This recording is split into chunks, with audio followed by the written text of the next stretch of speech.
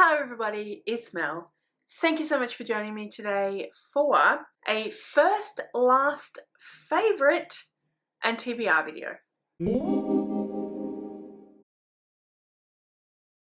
So what on earth am I talking about, you may be wondering? So I got this idea from Chelsea Zhao, and I will link her channel in the description below, along with anyone else that I happen to talk about in this video, so you can go and subscribe to their channels, check out their content, all those good things. Chelsea is a really fantastic booktuber. I really enjoy her content and she's a lovely person, so I highly recommend that you go and check her out especially. I got this idea of Chelsea, who did a video like this a few weeks ago, maybe a month or so ago.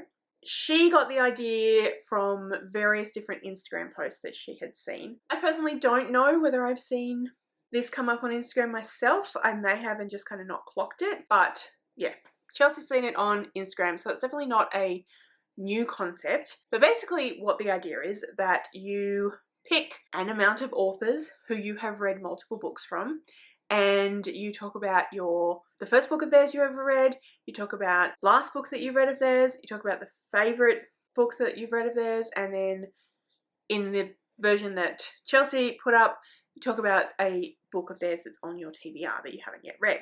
So that's what we're going to do today. I thought it looked like a lot of fun. I enjoyed Chelsea's video, so I decided that I would copy her and yeah, create a similar video. Some of the books will overlap, as you might imagine. Maybe the first book I ever read of an author's is my favourite book still, and some of them won't necessarily overlap. All of these authors that I've chosen are authors who I have read multiple books from. A couple of them I have read multiple books in the series, so they may only have one series that I've read from, but they've got multiple books in the series, and some of them have a variety of different books. But anyway, you'll see as we go along and talk about them. So yeah, that's what we're doing.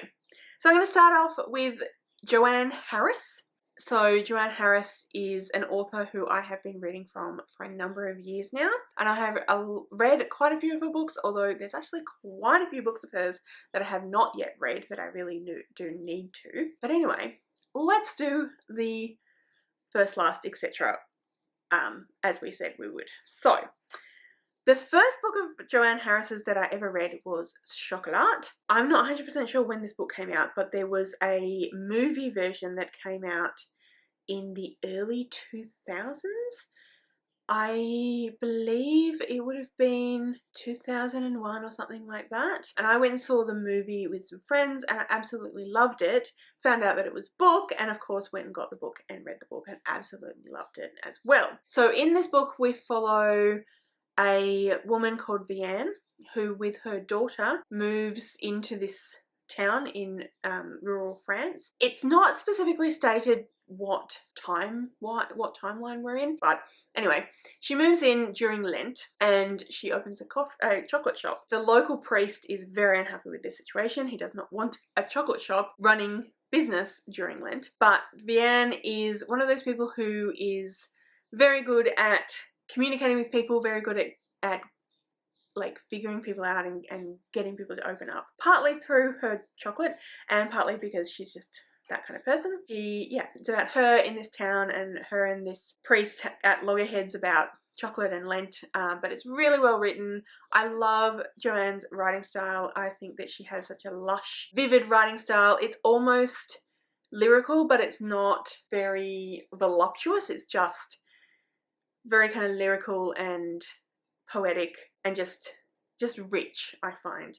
So I love her descriptions. I love her descriptions of the chocolate. Definitely read this book with some chocolate. It won't match up to the chocolate that's in the book, but definitely read it with some chocolate. Yeah, so anyway, that was the first book of Joanne Harris's that I ever read. The last book that I read was actually Chocolat, because I did a reread a couple of years ago. In lieu of not having most of the answers of its different categories be Chocolat, I'm going to say the most recent book that I read that wasn't a reread of hers, you know what I'm trying to say, was Blackberry Wine. Now, I don't actually remember a huge amount about what this story was about, but I do remember it being similar in terms of the way that it was written, the beautiful, lyrical, rich writing, lots of descriptions of food and wine. It was also set in France, and I really, really enjoyed this one as well. Yeah, so that was the last book that I read. You may be able to guess from the way that I described it and kind of waxed lyrical about it. My favourite book of Joanne Harris's that I've read is Chocolat, definitely. Like I said, I just love the writing style. I love the way that she describes things. I just think it's incredibly beautiful. And on my TBR is The Narrow Door. So this one is a little bit different in that a lot of the books that I've read of hers are very kind of food orientated. They are based in France. They are similar to Chocolat. But The Narrow Door is a mystery, a murder mystery, and I have been given The Narrow Door by my friend Michelle a couple of years ago, and I still haven't picked it up yet, but it's definitely on my TBR, and I definitely need to get to it ASAP. The next author that I want to do this with is Leanne Moriarty. Leanne Moriarty is an Australian author of kind of contemporary domestic thrillers. I have really, really enjoyed a lot of the books that I've read from hers in the past, and I have previously considered Leanne Moriarty as a favourite author of mine. I feel like I've read some other stuff that's kind of knocked her down a little bit, but I've read quite a few of her books, so I wanted to discuss her in this video. So, the first book of hers that I ever read was Big Little Lies. So this, like I said, is a domestic thriller. It follows the events that occur in a school, but from the parents' point of view. So it is about, basically, yeah, it's about the kind of relationships and political situations that can happen in a school setting between parents, and it is about how different people treat each other and the various different relationships that people have. But like I said, there's also a bit of a domestic thriller aspect to it. So we find out at the beginning of the book that somebody does die, but we don't know the circumstances around what happened. And then we go kind of back in time to explore the various different things that led up to this person's death and the various different people that were involved. Yeah, I really, really enjoyed this one. I thought that it was really well written, and I do enjoy Leanne Moriarty. When I said that she's not necessarily a favourite author of mine anymore, it doesn't really mean that she's not someone who I really appreciate. It's just that, you know, I've read other people. But yeah, I really enjoyed this one. I think she does write these sorts of books really, really well. So that was the first book of hers that I ever read. The most recent book that I've read from her was What Alice Forgot. This is not a favourite of mine, but I still thought it was interesting. I still had fun with it. It's about a woman who's pregnant, and she is, you know, doing things, living her life, and she has something happen to her when she's at the gym, and the next thing she knows, 10 years have gone past, and she has lost those 10 years. She does not remember those 10 years. In those 10 years, that was her first child she was pregnant with. In those 10 years, she's had 2 other children as well. She's divorced from her partner, but she doesn't remember that at all. And so when she kind of comes back into her life, she's expecting to be pregnant with her first child, still be in a happy marriage, and that is not the case. Now, I did think this was well written. It's not Leanne Moriarty's writing style at all that I didn't enjoy about this book. Mostly what I didn't enjoy was actually the conversations around IVF, and that is because I am very familiar with IVF and how it works, and given that Leanne Moriarty is in Australia, it's also a situation where I'm not going to be saying, well, you know, this is set in America, maybe they do things very differently. Again, like I said, I am familiar with IVF and how it works in Australia, and the way that she was describing it is not how it works, which is fine, I guess, except that, like, it implies that she didn't do any research, and that makes me wonder about how she then portrayed amnesia and memory loss, and whether that was in fact done in any way that was appropriate or correct. So that's unfortunate, because I did think it was well written. My favourite of hers was Big Little Lies. Are we seeing a theme here? The book that I have on my physical TBR of hers is Apples Never Fall, which I actually don't know anything about, really. I know it's Leanne Moriarty, and that's pretty much it, but I will get to it at some point. But yeah, that is the book on my TBR. The next author that I wanted to talk about is Alex E. Harrow. So Alex E. Harrow is an author that I have come across in the last 3 years, and mostly through BookTube. The first book of hers that I read was The $10,000 of January, which was at the time very much a BookTube darling. Everyone was talking about it, very pretty cover, etc, etc. So yeah, I picked it up a little bit after the massive hype wave, but I did pick it up partly because of the hype wave, and I really enjoyed it. I thought that it was really well written. I thought it was really fun. I enjoyed the characters. So this one is about a young woman called January and her discovering magic and magical doors that can take her into other worlds, in a nutshell. But there's a lot more going on than that. I thought it was really well written. I love Alex A. Harrow's writing style. So that's the first book that I read of hers. The most recent book that I read of hers is a novella called A Spindle Splintered, and this is a fairy tale retelling. This is a Sleeping Beauty retelling, which I thought was really well done. So yeah, that was the most recent book of hers that I read. My favourite book of hers is The Once and Future Witches, which is another fantasy story that she has written. This one is a historical fantasy. It takes place in Salem and it follows a bunch of witches in Salem. I won't say anything else because I don't want to give spoilers.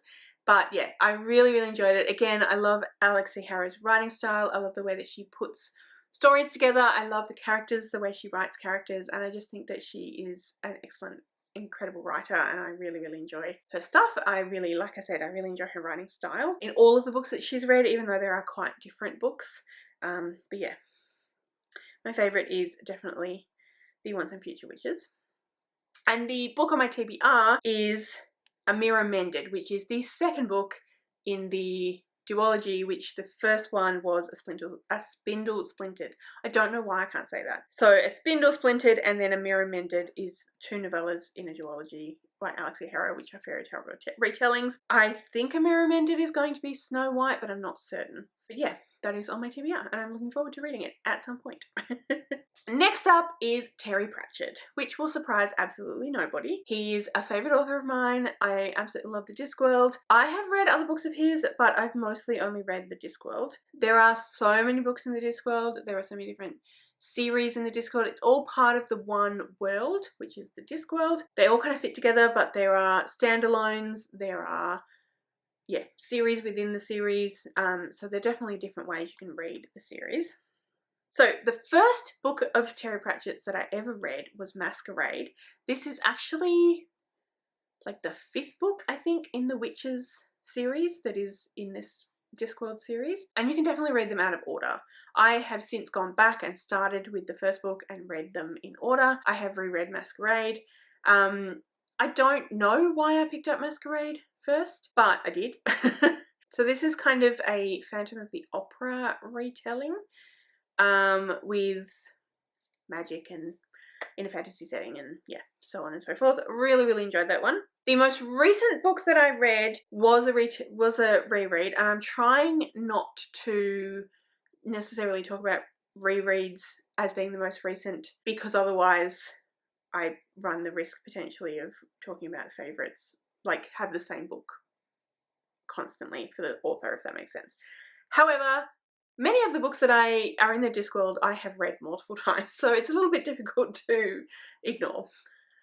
But anyway, the most recent book that I read was The Fifth Elephant, which is the 5th, I'm pretty sure, book in the Watch series, which is another series within the Discworld series, and this one is about the City Watch. But it's also about how kings get made and politics and a myth about a 5th elephant, which I won't go into any more detail because I won't, because we'd be here forever. But anyway, yes, I did definitely enjoy this one as well. My favourite of all the books that I've read, it's difficult. It's really difficult because I love Terry Pratchett, as you know. I love Discworld. But my favourite, I think, is still Jingo, which is another book in the City Watch series. I love the City Watch series. I love Sam Vines, who is the captain / various, gets promoted to different things throughout the series, of the City Watch. He is a copper at heart, and yeah, He is just a fantastic character. He's one of my favourite characters in literature in general. But I don't know what it is about Jingo specifically. I think it's one of those things where, like, timing of when you read something. So Jingo is about a war, basically, and it's about a futile, stupid war that occurs because of something, so a natural phenomenon, and two people fighting over this natural phenomenon. Two races, two countries. And I read it at the time when the Iraq war with Saddam Hussein was happening, and I felt very much like the war was pointless and, you know, all about oil and stupid and not okay. And it just felt really like it rang very true to me, and it just felt really timely, and I think that's probably why it's my favourite. But it's just also incredibly well written and fun, and yeah, despite being about a war. On the TBR, this is also a tricky one because I've read multiple of the books multiple times, but I think there are a couple of books in the Watch series that I actually haven't read at all yet. So there's Thud, and Snuff, which I really do need to read. I may read them and then go, oh no, I have read those. But I guess I haven't reread them because a lot of the books I've read multiple times, then there are books I haven't read more than once necessarily, and so I kind of forget that I've read it at all, if that makes sense. But yeah, Thud and Snuff. The next author that I want to do this with is Robin Hobb. So Robin Hobb is a tricky one because I have only read the Realm of the Eldling series by Robin Hobb. I believe that is the only series that she's written under that pen name. She also has another pen name called Megan Lindholm. I haven't read any of those books, but I do want to at some point. So these are all going to be in the same series. So the first book of Robin Hobb's that I read was Assassin's Apprentice, which is the first book in the entire series. It is the first book in the Farseer trilogy. Just had a moment. And it's the first book in the whole series overall. These are high epic fantasy books, which I think are fantastic, incredibly well written. I love Robin Hobb, as you would probably know. And yeah, she just beats you up and you love her for it. So Assassin's Apprentice was the first book that I ever read. The most recent book that I read was a reread as well, and that was Assassin's Quest, which is actually the third book in the Farseer trilogy, because I decided to reread them, but I didn't get very far. So the last book that I read was Assassin's Quest. My favourite book is actually The Mad Ship, which is the middle book in the Live Ship Traders trilogy, which is the second trilogy that is part of this overarching series. And you would think that the middle book of a series would not be my favourite, but it is. I just love it. I just love the way it's written. I love the way the characters are written. I love the stakes and it's just my favourite. And then on the TBR, I actually do have a novella, which is more part of the mythology of the series rather than part of the series itself, and that is The Piebald Prince, and I put it on screen. There's other kind of parts of that title, but that's what I remember. And that tells, I believe, a kind of myth or legend that is part of that story, the Realm of the Eldlings, if that makes sense. And then the final author that I want to talk about today is Laurie R. King, who is another favourite author of mine. I absolutely love her writing. You would have heard me talk about the Mary Russell series a number of times on this channel.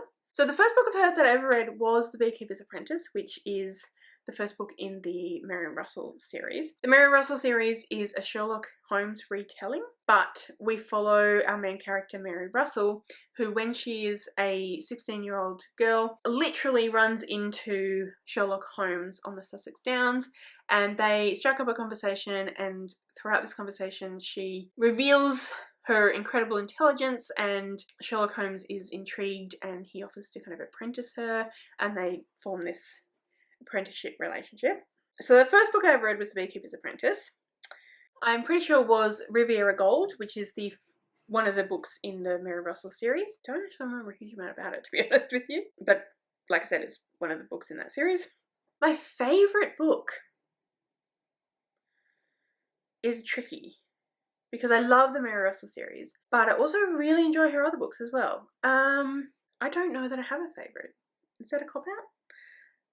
Yeah, I don't think I have a favourite of Mary Russell's, of Laurie R. King's, but anything that I've read in the Mary Russell series. I also want to shout out Lockdown, which is a standalone book of hers, which is about school shooting basically, but it's really well done, very well handled. Yeah, definitely, absolutely loved it.